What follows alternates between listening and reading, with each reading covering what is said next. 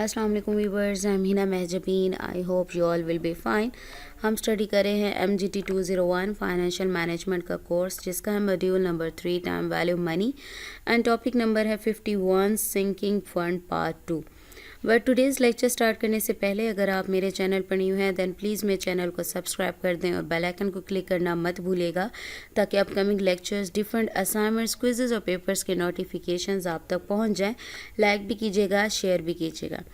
Okay जी, let's start from today's lecture that is about sinking fund. Previous lecture से ही हमने इस टॉपिक को स्टार्ट किया था कि सिंकिंग फंड क्या होता है। फर्स्टली ये देख लेते हैं। A sinking fund is a fund that is created in the future for some specific purposes. It is actually a fund that we need at a point of time somewhere in the future. We may need some amount after some years from today. Then we start to collect this amount from today to onward. Sinking fund क्या है, क्यों create किया जाता है?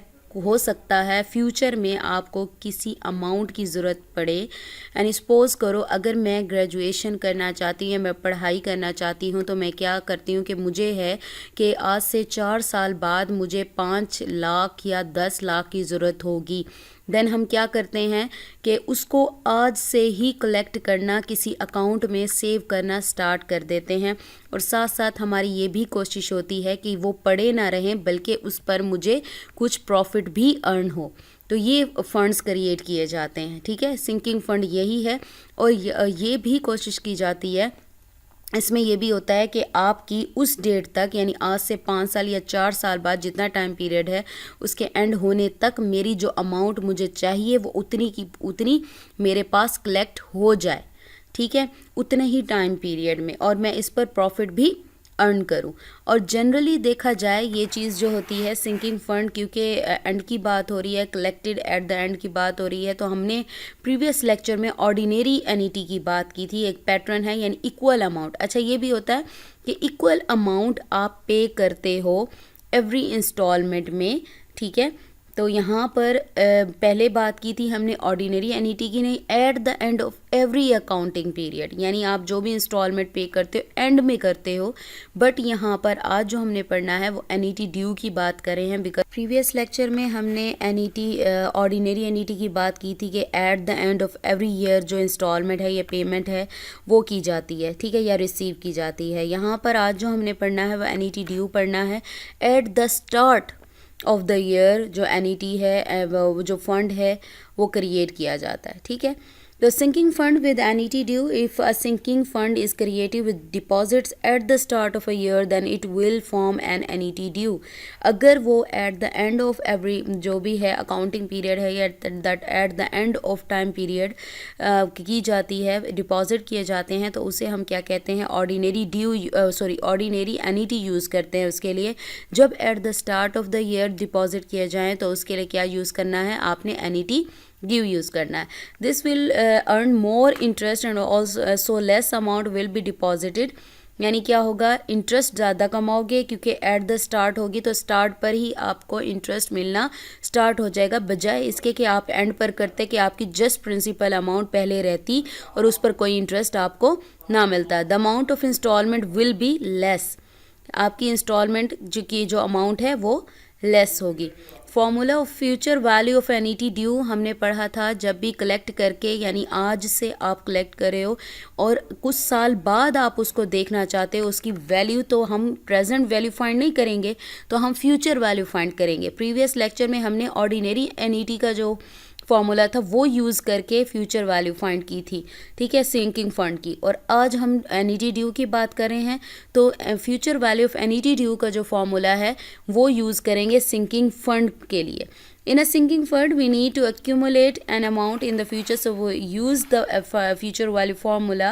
ये formula आपको given है already, मैं इसके बारे में बता चुकी हूँ। यहाँ पर क्या है, कैपिटल आर रिप्रेजेंट करता है अमाउंट ऑफ इंस्टॉलमेंट को, small r rate of interest या इंटरेस्ट रेट को, एन नंबर ऑफ इंस्टॉलमेंट और नंबर ऑफ ईयर्स को रिप्रेजेंट करता है, क्योंकि जब हम इंस्टॉलमेंट पे करते हैं या लेते हैं eight the start of the time period, तो हम एक और हमारा कंपाउंडिंग होती है टाइम पीरियड की, यानी 1 ईयर ईयरली कर रहे हो तो 1 ईयर और कंपाउंड होता है, मंथली करे तो 1 मंथ और होता है। बिकॉज पहले देखो पूरा साल या महीना कंप्लीट होता था, एंड में हम कुछ ले रहे होते थे, ठीक है, या दे रहे होते थे। लेकिन इसमें क्या होगा, ड्यू में स्टार्ट में है तो पहले भी ले रहे हो, यानी आपके पास जो प्रिंसिपल अमाउंट है उसमें इंटरेस्ट ऐड हो गया है, आगे जो होगा फिर उसी अमाउंट को ऐड करने के बाद इंटरेस्ट की, देन उस पर और इंटरेस्ट लगेगा, बजाय इसके कि पहले आपकी जस्ट प्रिंसिपल अमाउंट होती।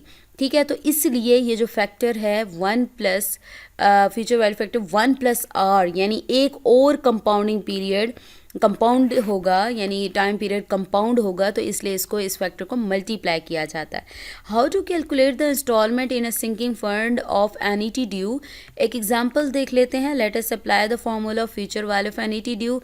If the future value required is, मुझे 100,000 रुपीज़ चाहिए, at the rate of interest rate 10% pay किया जा रहा है, टाइम इज़ 5 ईयर्स, यानी एन मेरे पास 5 है, आर स्मॉल आर 10% है, फ्यूचर वैल्यू जो हमारे पास है वो 100,000 रुपीज़ है, 100,000 रुपीज़। ठीक है, तो फ्यूचर मैंने ये फॉर्मूला लगाया, फ्यूचर वैल्यू की जगह 100,000 लिख दिया, और जो कि मैं अमाउंट ऑफ इंस्टॉलमेंट फाइंड करना चाहती हूँ कि कितनी अमाउंट है जो मैं पे करूँ और इतने 5 साल बाद मेरे पास 100,000 रुपीज़ कलेक्ट हो जाएं, ताकि मैं उसे किसी पर्पज़ में, मैंने ग्रेजुएशन की बात की या कोई और पर्पज़, कोई बिल्डिंग लेनी है, कोई एसेट लेना है, कुछ एसेट को या बिल्डिंग या मशीनरी को रिप्लेस करना है, उसके लिए पैसे इकट्ठे कर रहे हो।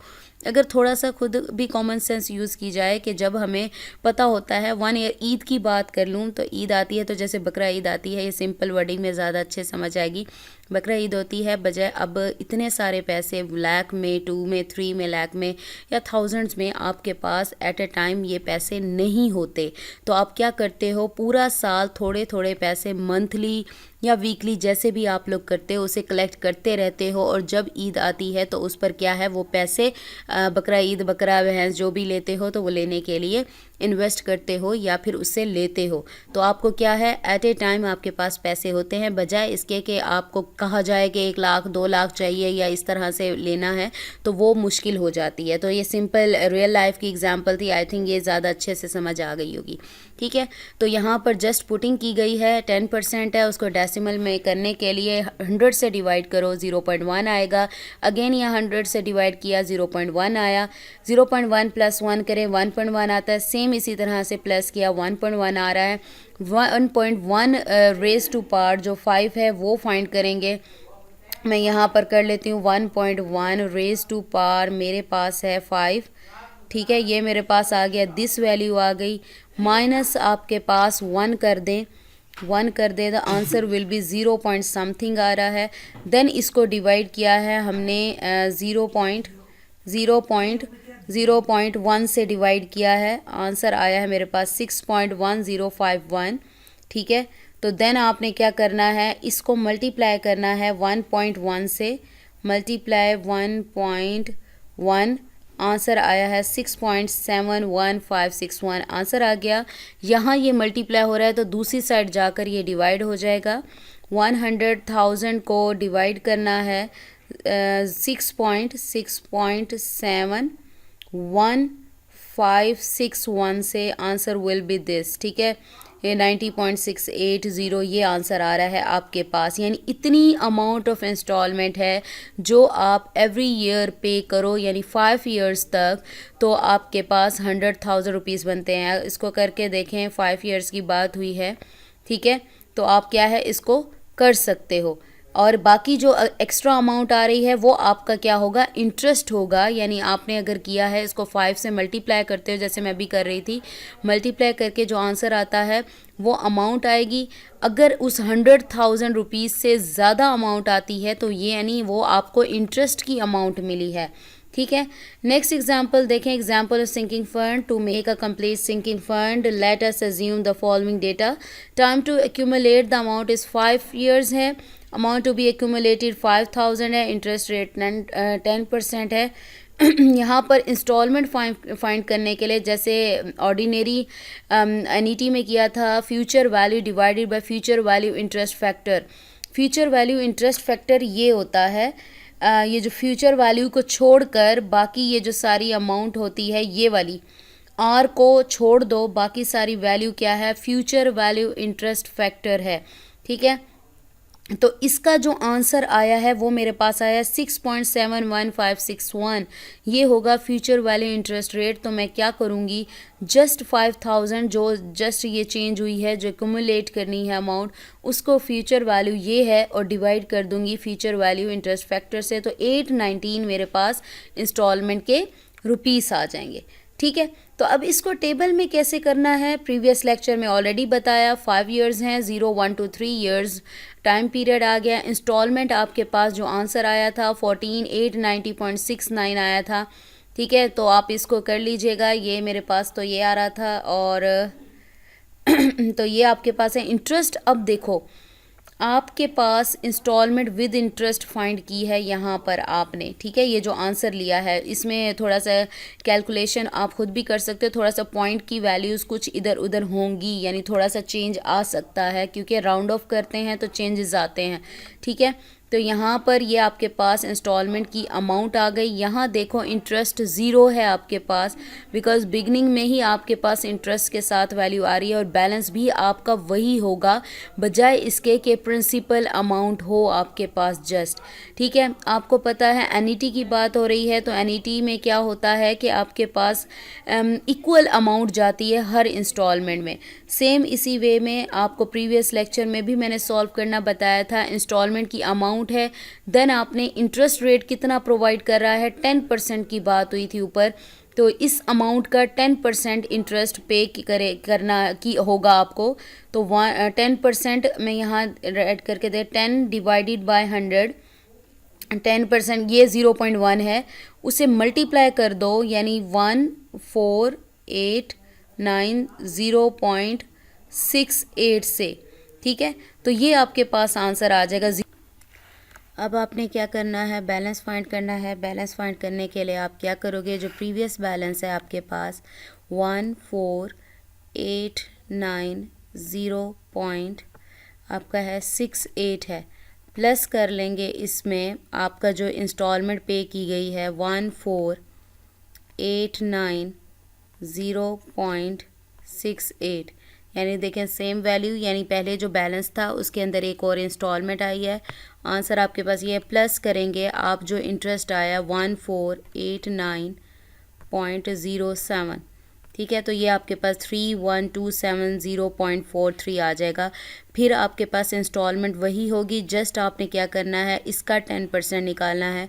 तो इसका 10% क्या होगा, इसे मल्टीप्लाई कर दोगे 0.1 से, तो आंसर आ जाएगा आपके पास, ये देखो 3127.043। आप राउंड ऑफ कर लो, 4 तक कर लो।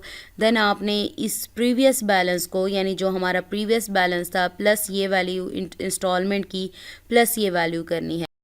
इन तीनों को प्लस करने के बाद, यानी प्रीवियस बैलेंस में इंस्टॉलमेंट की अमाउंट प्लस इंटरेस्ट करने के बाद आपके पास ये आंसर आएगा। देन आपने इसी वैल्यू में जो बैलेंस है प्रीवियस, उसमें again next instalment plus interest करेंगे तो आपके पास ये आंसर आएगा, और तब तक कंटिन्यू रखना है। और लास्ट में आपके पास जो है वो ज़ीरो बचेगी, यानी लास्ट में आपकी जो इंस्टॉलमेंट है, क्योंकि आपने स्टार्ट पर ही पे कर दी थी तो आपको लास्ट में पे नहीं करनी पड़ेगी, बट आपके पास इंटरेस्ट बचेगा। आपकी इंस्टॉलमेंट तो पे करने वाली नहीं है, बट आपके पास इंटरेस्ट होगा, और आपका जितना बैलेंस आप 100,000 रुपीज़ चाहते थे वो आपने अपने अकाउंट में डिपॉजिट करवा लिया। ठीक है, ये आपके पास इंटरेस्ट, यानी 5 इयर्स बाद आपका ये टोटल बैलेंस जो आप चाहते हो प्लस ये इंटरेस्ट आपके पास होगा। सो इन दिस वे कि आप एनईटी ड्यू को यूज़ करते हुए सिंकिंग फंड को परफॉर्म कर सकते हो, क्रिएट कर सकते हो। ठीक है, सो आज हमने क्या पढ़ा, सिंकिंग फंड के बारे में पढ़ा, और एनईटी ड्यू के ज़रिए हमने इसे सॉल्व किया। मुझे अपनी दुआ में याद रखिएगा, अपना ख्याल रखिएगा, टेक केयर, अल्लाह हाफिज़।